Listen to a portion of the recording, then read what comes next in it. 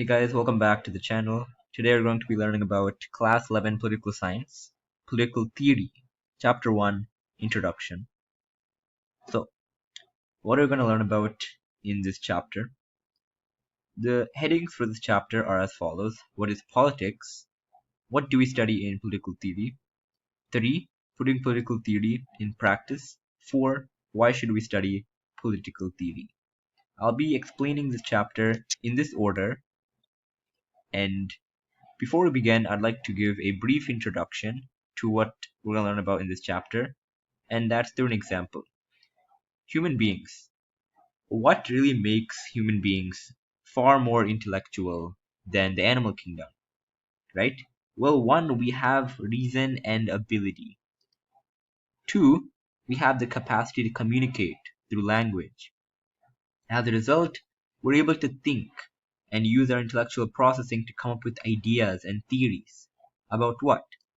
Well, political theory is a certain branch of social sciences that deals with the ideas and theories on political institutions, law, justice, political values such as liberty, all these things, these definitions that revolve around them, the meanings and significance of these things, that's what political theory is.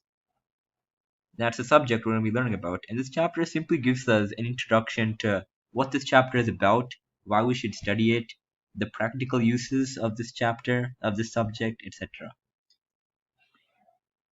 Political theory.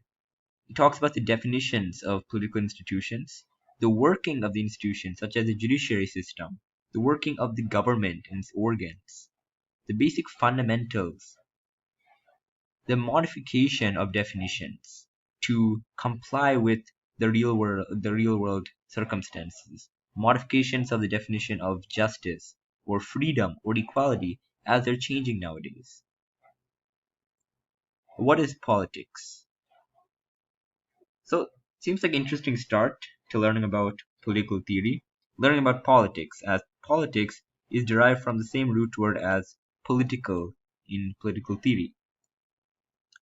Well, thing is, if you ask someone what is politics, you'll hear conflicting different answers, right?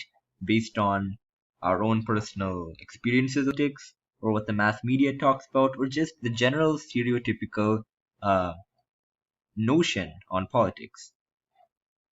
Some might say that politics is all about manipulation of people. Some say politics is just scams. Some say politics is a pursuit of ambition by one individual, just a way to earn money. But politics is much more than just that. If politics is this negative notion, it's not good for us as a community, right? Politics is an activity involving an association of people, and it deals with governance, the working of the government, and power, political power that we can exercise over the people through legal institutions, and deals with public affairs and public welfare. In a state, public welfare is only possible through exertion of power, where we can develop schemes and policies that people benefit from. And that's only possible when the people who have political power come from political parties and are actively involved in politics. So politics is really important for us. It's significant. The society needs political organization so we can actually have decision making, and thus the betterment of society is necessary. As Mahatma Gandhi always said, politics is like a coil of a snake. When we get wrapped around it, it's dangerous. We can't get out of it. Likewise, we can't escape from politics. We're always going to be wrapped around politics as the coil is wrapping around us, the coil of a snake. However, we can only attack the snake which is coiling around us. And similarly, we can attack politics and the politicians to make sure that we get benefited and our wishes are fulfilled by the people with political power. So the government does many things for us through the exertion of power by political leaders. They can improve our economic policy. For example, they can change our tax policy, monetary policy. They can increase taxes. They can do things like demonetization. They can create more industries, result in employment, right? They can change the education policy. They can make it such that students have to study a regional language, or they can say that we have the choice to choose 3 streams after 10th, which give us more career options. They can change our foreign policy, which helps international relations, right? Foreign policy, by the way, is just think of foreign policy as the way one country manages its relations, allies, and enemies around the world. And this is all for the betterment of society, all the things the government do. However, in case the political leaders misuse their power, or as we seen earlier, if they manipulate people or they engage in scams, all these positive elements that government can bring won't be there. Instead, if they're the bad government or a government where the leaders are corrupt, it can lead to corruption, right? Money scandals. It'll allow conflicts. And these conflicts will disrupt our day-to-day life. These conflicts will lead to violence. And it will disrupt our own life because due to these conflicts, they might as well shut down schools. And thus we won't be able to finish our syllabus. Right? This is the example given in the textbook, by the way. So that's why we have to actively participate in politics. We have to form associations. We have to debate with others. We have to be vigilant citizens. And we have to actually care about politics. Even though we may not like politics, politics is what helps in our betterment and development of our society. And thus we must routinely take part in discussions on politics and what the government should do for our welfare. Because that's the government's responsibility, right? They have to seek and fulfill our wishes for the overall welfare of people. What do we study in political theory? So we talked about what's politics and what a good government does, right? And this is only possible through political power exerted by government institutions and political leaders, right? Coming on the lines of government institutions and other political institutions, in political theory, as we discussed, we'll talk about obviously the definitions, meanings, and significance of political institutions like government and other political values like equality and freedom. Contains definitions of equality, justice, liberty, fraternity, freedom. And these meanings and definitions of these political values, they didn't come overnight. The definition of equality, the definition of justice and liberty, these have all come after years and decades and even centuries of debate and discussion. For example, Aristotle, as you see his picture here, he discussed with his students whether democracy, which contains equality for all, is better than monarchy or not. Karl Marx argued that equality was the most important fundamental right. Jean-Jacques Rousseau stated that rather than equality, freedom is a much more important fundamental right. B.R. Ambedkar stated that there must be equality for the scheduled caste community.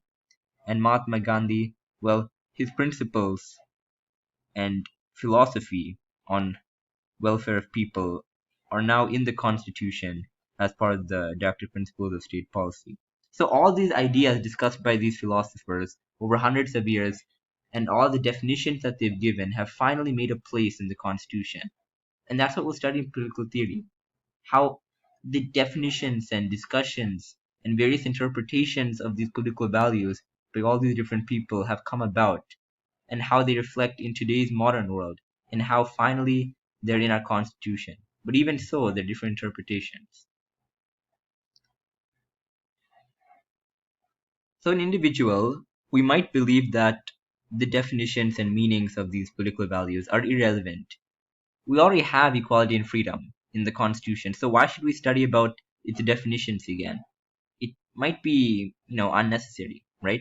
Why should we study political theory? Well, there's 3 reasons why political theory is still relevant today. And number one, there are still questions regarding political values. Even though the Constitution states that we have equality and freedom, do we really have equality and freedom? We still hear about discrimination on the basis of caste, gender, and we still don't have freedom everywhere. Discrimination, lack of freedom, they're still prevalent issues. Next, The reason why political theory is still relevant is because there's new interpretations of political values. The way we see equality might not be the same way as defined by Karl Marx, right? And our constitution, we might have certain political values that have been defined. However, we must revisit the old definitions and we must come up with new definitions. For example, in our constitution, we have the right to life, but recently, due to the interpretation by the judiciary, it has also included right to livelihood. We have a new interpretation on the political value of right to life. And that's why, by revisiting the old definitions, political theory is still relevant. It's not static, it's dynamic. Third, political theory is still relevant as the world is changing and we have new dimensions. New dimensions as in new forms of technology and this large-scale development.